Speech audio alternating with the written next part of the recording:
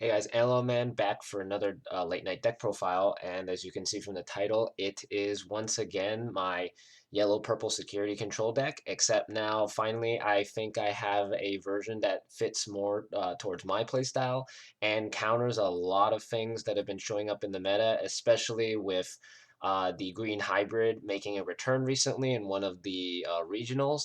I had to figure out a way to counter that if, say, one of my friends here at locals were to play it, and I managed to figure out a way to do it in a much more efficient way than just switching to a different deck or fighting fire with fire.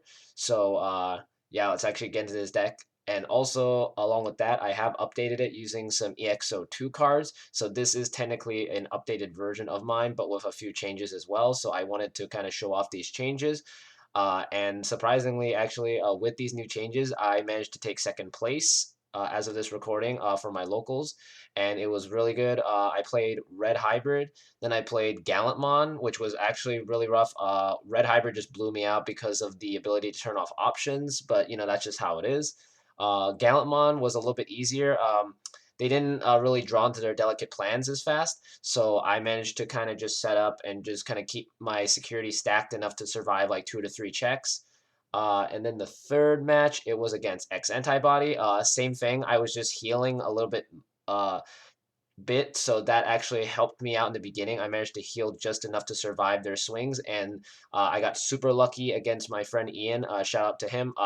Really sorry, but it's just he hit into like 2 Chaos degrades, and that just really hurts X Antibody because that's one of the few option cards for security control that helps counter X Antibody because it doesn't delete or DP reduce. So really nice. But anyway, let's get into the deck so I can show you what I mean. So instead of Upamon, we are now running 4 of the new Viximon, or as some know her as Pokemon, which was her original name before Bandai changed it because I think it was a little bit too similar to another monster-related series. But Vixie's fine. Vixie's really gross of a card. In testing originally, I thought she wouldn't really do much, but the fact that she did so much now is insane. For those that do not know or haven't bought EX2 yet, her ability is really cool. It's a your turn once per turn effect. When you use an option card with a cost of 2 or more, you get to draw a card. So essentially what you do is you hatch her, you push her up with Salamon, and then you just play an option card to delete your opponent's board essentially, and it gets you an extra draw, which will lead you into more options that you need to set up for your basically win. But this card is really cool. I'm really enjoying it. I'm actually planning to fully alt art this, but it will be a bit of money because right now EX2 prices are still very steep. So I'm going to kind of wait until BT9 comes out to maybe find these. But after that, these are going to be fully alt arted. I'm going to be running this as my main egg. But anyway, we're only running 4 for consistency, and it's really nice, as I mentioned. But yeah, so we have the 4 eggs.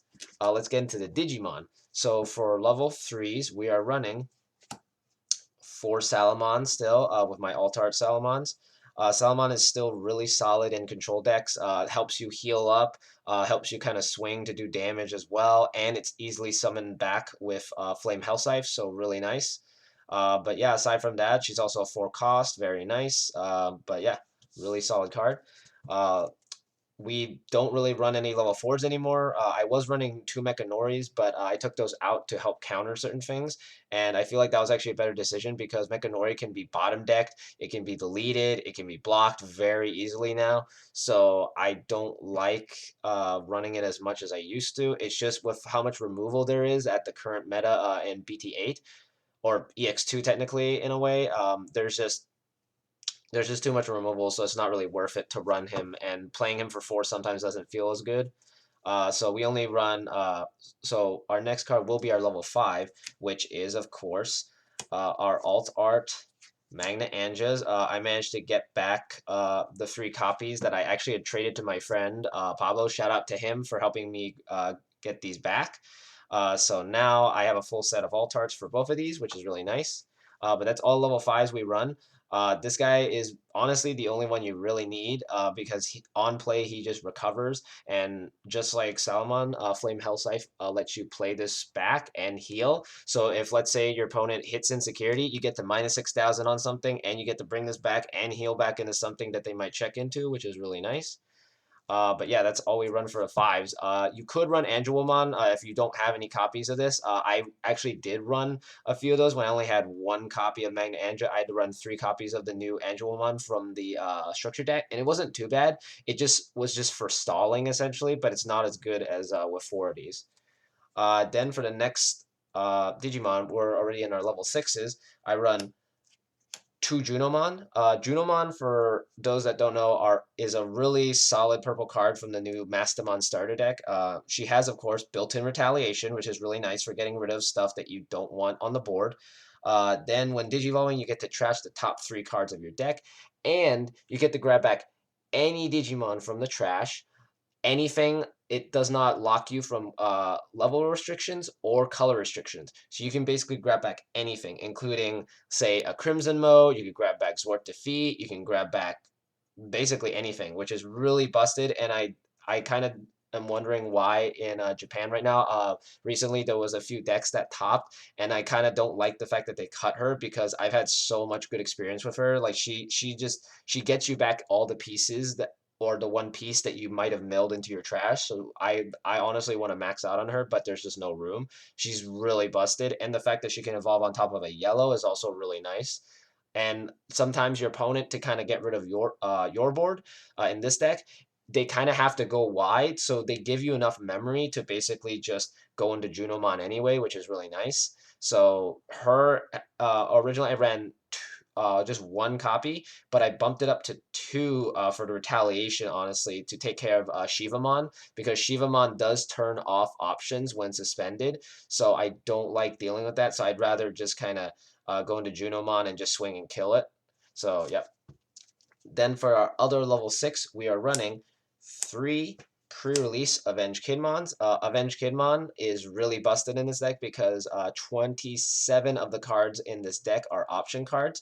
So this will recycle basically half your deck, especially if you already have a bunch in trash. This guy basically becomes free cost because for each one it sends back, it reduces its cost by 1, and it gets to pop something 8,000 or less. So really powerful card, and the fact that it's a red card, which allows you to evolve into the level 7s, which, well, one specific level 7, which is Gallantmon Crimson mode from the new EX02 set. This guy is really bonkers because the fact that he's already 15,000, so not that many things can swing over in insecurity. I actually the first game with X Antibody at locals, he hit into this, and it kind of just checked his Oriyomon, because Oriyomon can only boost himself up to like 14 and 15 depending on what he has in his hand.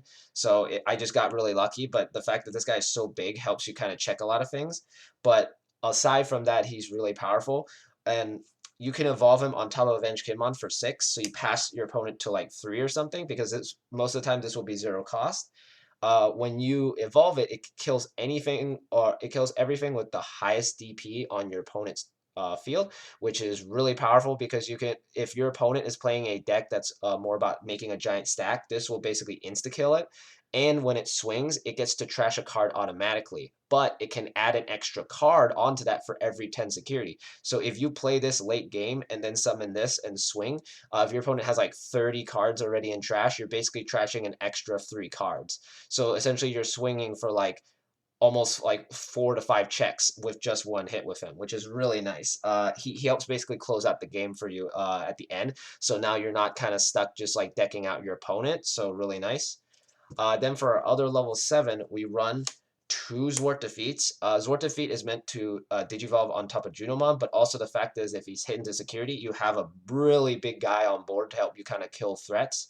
Also, the fact is that when you Digivolve it on Junomon, you can delete a tamer. So if your opponent is banking on one really crucial tamer like Yuji or Takato or maybe Henry Wong or any of the new tamers, this will help delete it, and then you can kind of set up and keep them from basically gaining enough memory to go off, which is really nice.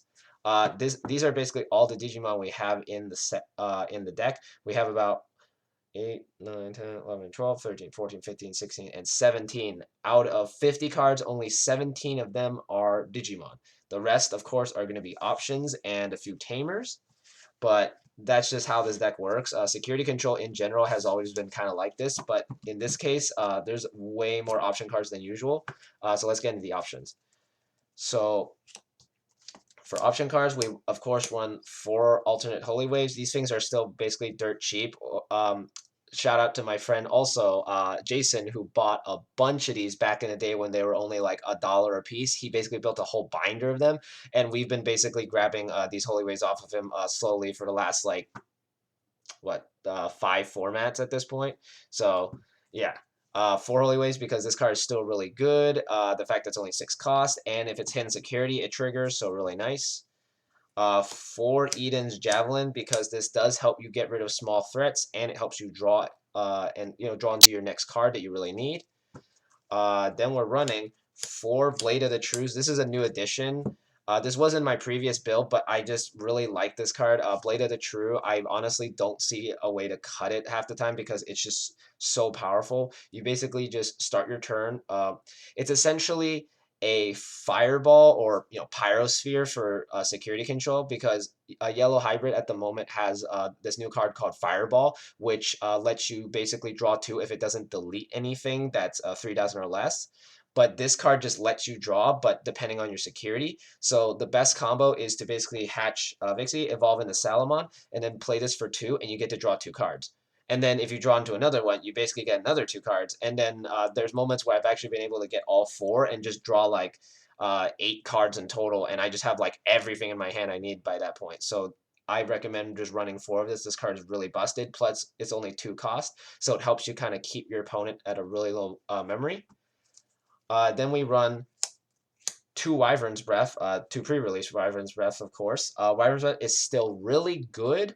It's not the best, which is honestly why I've cut it down to 2. Even in my other hybrid decks, I've actually cut this down. It's not as good anymore because a lot of decks can get over the 15,000 threshold now, especially red and black. So I just keep this at 2 to just kind of be there just in case if like they leave their guy on board, I can kill it next turn. But yeah, aside from that, just 2 should be fine. Some builds I've seen run 3, but honestly, I feel just 2 should be good for now. Then for the last yellow option card, we have 1 Reinforcing Memory Boost because it's still the best memory boost in the game. It sucks that it was limited to 1, but that's just how it is when it becomes so powerful. Yeah, now let's move on to the purple options. There's not really that many, especially because I cut Darkness Wave from my previous build. So now instead, we only run 2 Schwartz. This card is very situational because in this deck, you're only running about maybe 6, 8 Tamers max, depending on your build. So this is very like situational, so just keeping this at 2 should be fine. I've seen builds usually run 3, but I honestly can't really justify that when sometimes you just don't see your Tamers early enough. So I keep this at 2, so then I have it as a deterrent to just wipe the board if like I noticed that in a lot of matches I played, usually what my opponent does is that once they run out of resources to make a level 6, they just kind of start hard playing rookies, and this helps clear the board up to the amount of tamers. So by the time that happens, it's already very late in game, so I already have like 4 to 5 tamers. So this usually helps wipe their board. So keeping this as like the final deterrent is really nice. Then for the dual color options, we have 4 Flame Hellscythes. I do have 1 pre-release here. I'm trying to fully alt-art this as well, but it's these things are still a bit pricey right now.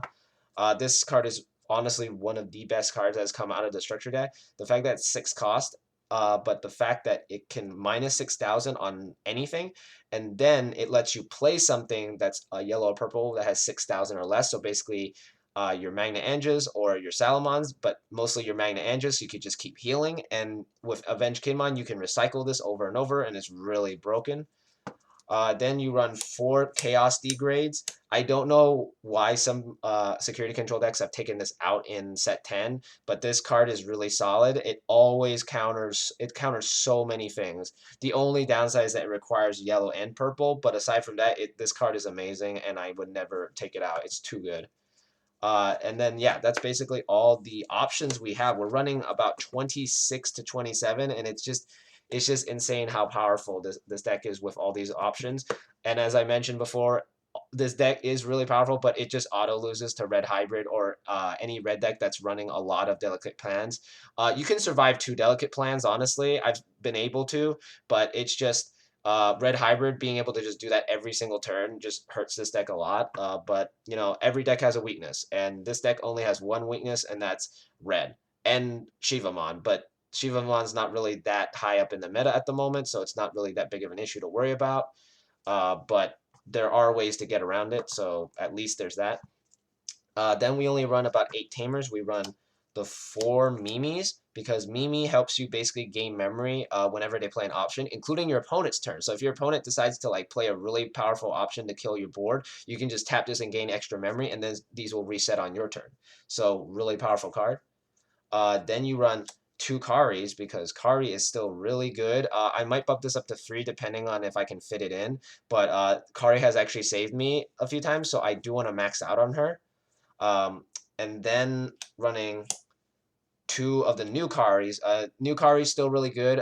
It basically makes it so if you hard play a Magna Anja, it becomes a 6 cost instead of a 7 cost, which is really nice because she gives a memory when you heal on your turn. But yeah, this is the deck so far. Honestly, after playing I've essentially played almost every version of security control I could think of at this point or see in the meta, and so far I feel like this one is probably the most powerful because the one from set 6 and set 6, it was just it had the power, but it was just way too slow, and it depended too much on reinforcing memory boosts, ward defeats, and like the options just going off. This one I feel is a little bit more aggressive because there's just ways to just go in and swing for game. Like almost every turn, I have a guy on board that can swing, which is really nice. And the fact that Crimson mode helps kind of trash the security really hard compared to like Omni X and well, also like Zord defeat is still good, but he just doesn't really close the game for you. With Crimson mode, you're able to just close the game much more faster than usual, which is really nice. Aside from that, the deck is just yeah, it's finally catching up with the other decks because right now Pyodramon and Mastamon and all the top meta decks are really fast, but this deck once it sets up, it is basically on the same level as them, and it keeps countering them at every point. So it's really nice that this deck can do that now because before it's like if the deck was too fast, even if it wasn't red, it was just a really tough matchup and you just had to hope your security was good. Here it's like your security is doesn't have to be really good. It just has to be good enough to just kind of deter them while you kind of set up your tamers and just kind of start removing your board and resummoning things over and over. And it's just the fact that it can recycle so easily now makes it so much better. But yeah, uh, as I say in a lot of my deck profiles, check out this or try this deck out, you know, as like a template, and then make your own adjustments because every locals is different. Every person's player preference is different. So set it up however you want, and then just kind of go from there. But anyway, thanks for watching, and I'll see you guys next time.